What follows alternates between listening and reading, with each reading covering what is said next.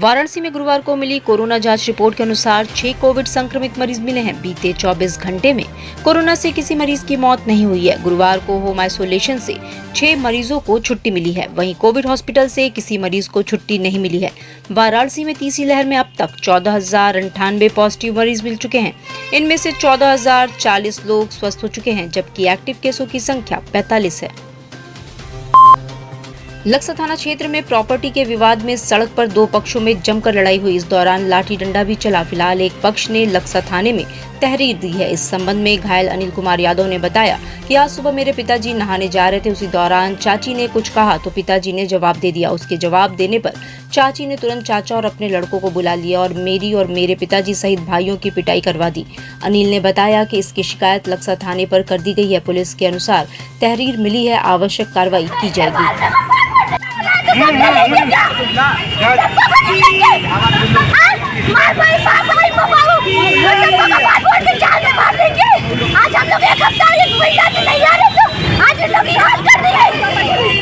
पापा जा रहे थे नहाने तो नीचे से चाची बोलने लगा खान खान को बुलवा है इससे पापा बस बोल दिए तो बोली कि कैसे बोल रहे थे मरवाई बात करके पूरा चाचा लोग गाली सब लोग चढ़े ऊपर घर में घुस के मारे। कौन कौन लोग थे मारने वाले? चाचा विनोद यादव थे, प्रमोद यादव, उनके लड़के विवेक यादव, अभिषेक यादव, चाची थी सुनीता यादव, पूजा यादव और बुआ भी थी। तो क्या मामला है? क्या पारिवारिक विवाद है या प्रॉपर्टी? घर हड़पने के चक्कर में है, हम लोग को भगा के हड़पना चाहते हैं। तो आप लोग पुलिस को सूचना दिए इसका? हाँ दिए, अभी तुरंत लेके आ रहे हैं। पीएम मोदी के वाराणसी दौरे को ध्यान में रखते हुए समाजवादी पार्टी के कार्यकर्ता संदीप मिश्रा को उनके आवास पर और एनएसयूआई कार्यकर्ता राणा रोहित को बीएचयू हॉस्टल में पुलिस ने नजरबंद कर दिया। प्रधानमंत्री मोदी के आने के पहले विरोधी दलों के नेताओं के विरोध प्रदर्शन की संभावना को देखते हुए पुलिस की ओर से ये कार्रवाई की गई। समाजवादी कार्यकर्ता संदीप मिश्रा को उनके चेतगंज स्थित आवास पर पुलिस ने नजरबंद कर दिया। संदीप मिश्रा ने कहा, जब भी प्रधानमंत्री आते हैं हमें नजरबंद कर दिया जाता है। क्या प्रधानमंत्री सिर्फ भाजपा के प्रधानमंत्री हैं या सिर्फ भाजपा के सांसद हैं या पूरे बनारस के सांसद हैं? हर बार ऐसा करना गलत है। ये तानाशाह रवैया है। गंगा तट पर युद्ध स्तर पर बनाए जा रहे नमो घाट का एक वीडियो तेजी से सोशल मीडिया प्लेटफॉर्म पर वायरल हो रहा है। इस वीडियो में एक युवती और महिला सुरक्षाकर्मी के बीच जमकर मारपीट हो रही है। साथ ही उस युवती का साथी भी युवक मौजूद है। फिलहाल वहां मौजूद लोगों ने इस घटना का वीडियो बनाया और सोशल मीडिया पर पोस्ट कर दिया, जो अब तेजी से वायरल हो रहा है। वीडियो में युवती वीडियो बनाने वालों को धमकी भी देती दिखाई दे रही है। प्राप्त जानकारी के अनुसार वायरल वीडियो में दिख रहे युवक और युवती घाट पर अकेले बैठे थे, जिस पर महिला सुरक्षाकर्मी ने उन्हें घर जाने की हिदायत दी, जिस पर युवती भड़क उठी और महिला सुरक्षाकर्मी से भिड़ गई। उसे क्यों मारोगे? क्या क्या बोलना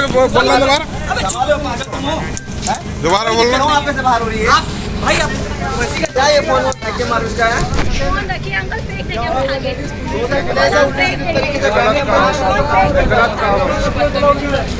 अभी एक मिनट डांटे हुए हैं, यही सब करने आते हैं करते हैं।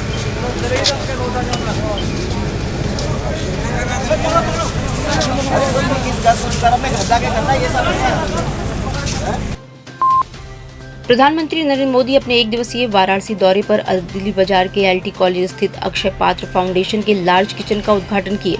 13 करोड़ की लागत से बनकर तैयार इस किचन से वाराणसी के परिषदीय विद्यालयों के 1 लाख बच्चों को रोजाना मध्याह्न भोजन उपलब्ध कराया जाएगा। सबसे पहले सेवापुरी ब्लॉक के स्कूलों से इसकी शुरुआत की जाएगी। इस दौरान प्रधानमंत्री ने वहां मौजूद अक्षय पात्र फाउंडेशन के अधिकारियों और कर्मचारियों से संवाद किया।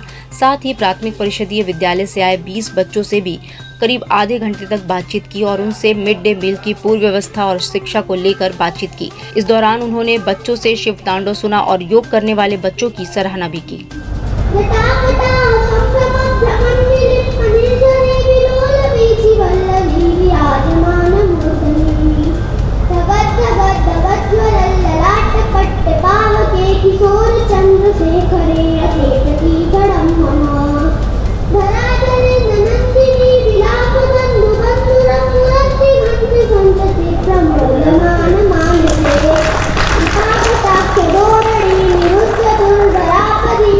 दिगंबरे प्रधानमंत्री ने गुरुवार को एलटी कॉलेज के प्रांगण में बनकर तैयार अक्षय पात्र फाउंडेशन के 62वें किचन का उद्घाटन किया। इस किचन के उद्घाटन समारोह में प्रधानमंत्री ने वाराणसी के प्राथमिक विद्यालयों के 20 बच्चों से संवाद भी किया। इस दौरान उन्होंने प्राथमिक विद्यालय महुआर आराजी लाइन की कक्षा 3 की छात्रा साक्षी यादव से काफी देर तक बात की और साक्षी ने उन्हें संस्कृत, हिंदी और इंग्लिश में कविता भी सुनाई। इसके अलावा कंपोजिट विद्यालय हरुआ की आराधना पाल से प्रधानमंत्री ने शिव तांडव स्त्रोत सुना और बच्चों को शाबाशी भी दी। वहीं कई छात्रों ने योग करके भी दिखाया।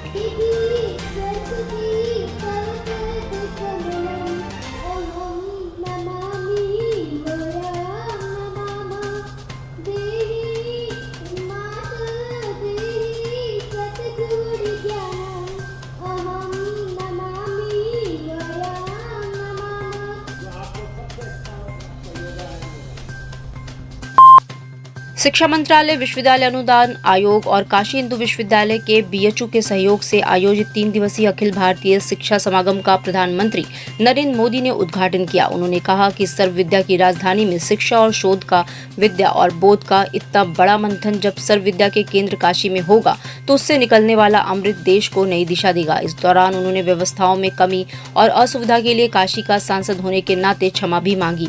प्रधानमंत्री ने अपना संबोधन शुरू करते हुए कहा कि अखिल भारतीय शिक्षा समागम का आयोजन उस पवित्र धरती पर हो रहा है जहां आजादी से पहले देश की इतनी महत्वपूर्ण यूनिवर्सिटी की स्थापना हुई थी। ये समागम ऐसे समय में चल रहा है जब देश अपनी आजादी का अमृत महोत्सव मना रहा है। अमृत काल में देश के अमृत काल के संकल्पों को पूरा करने का बड़ा दायित्व हमारी शिक्षा व्यवस्था और युवाओं पर है।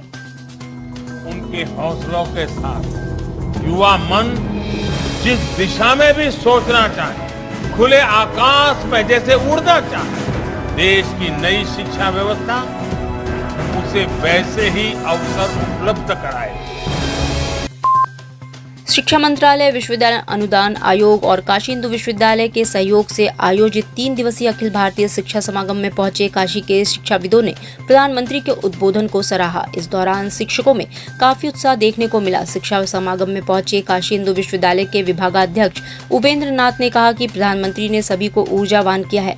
इस पूरे मंथन में नई शिक्षा नीति पर चर्चाएं होंगी और ये नीति आने वाले पीढ़ियों के लिए काफी कारगर साबित होगी।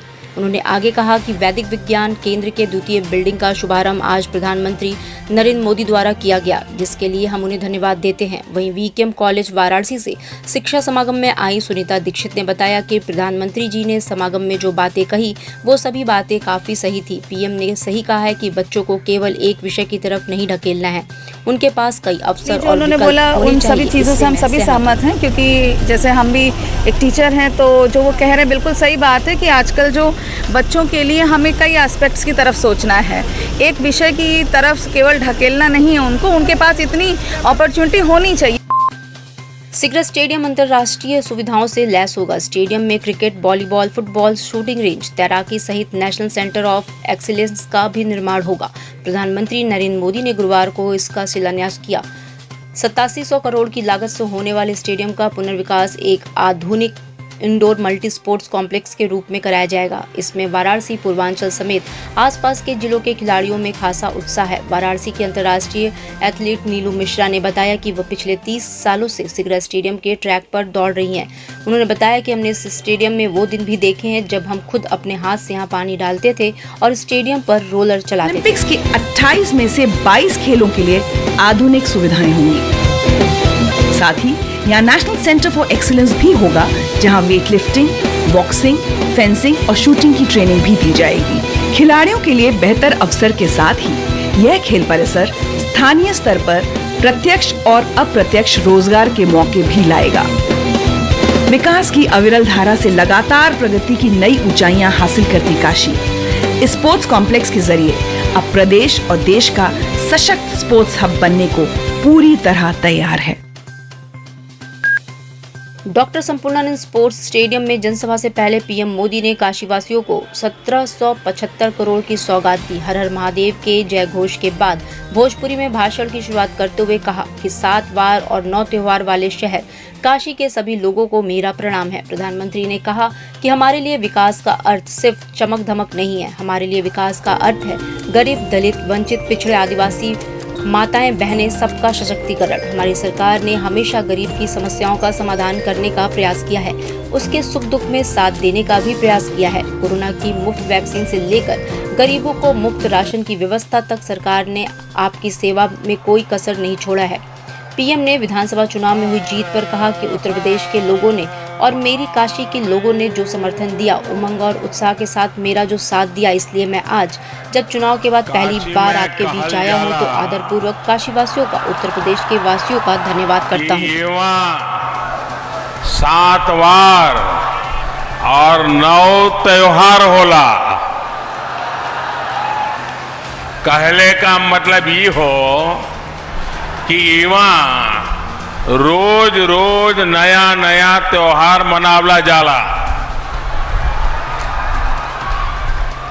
आज के यही प्रसंग में यहाँ जुटल आप सब लोगन के प्रणाम है।